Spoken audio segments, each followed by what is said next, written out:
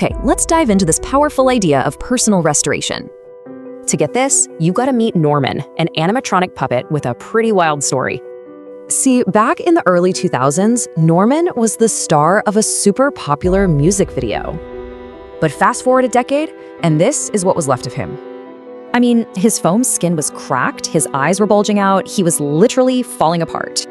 And right here, this is where his story becomes your story, because you are like Norman.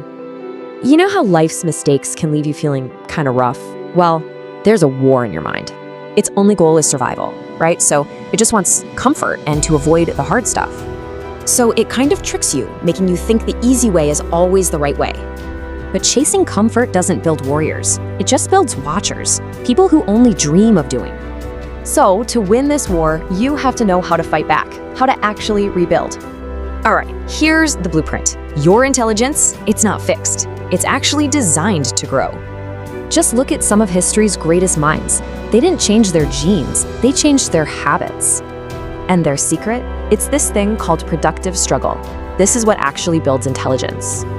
So, what's a practical way to force this growth and start your own restoration? Okay, every single time you hesitate, your brain's survival mode wins. You have 3 seconds to move. You're looking at that workout, and the doubt starts to creep in. Your brain goes, you can just start tomorrow. And you feel that resistance getting stronger. 3, 2, 1, go. You have to move. Action is the kill switch for overthinking. And with the right tools and effort, restoration is absolutely possible. I mean, just look at Norman. Get this, fans raised $3,000 just to fund his complete restoration. After almost 2 decades, Norman proved he was never forgotten. He just needed to be rebuilt. So see, you're not broken.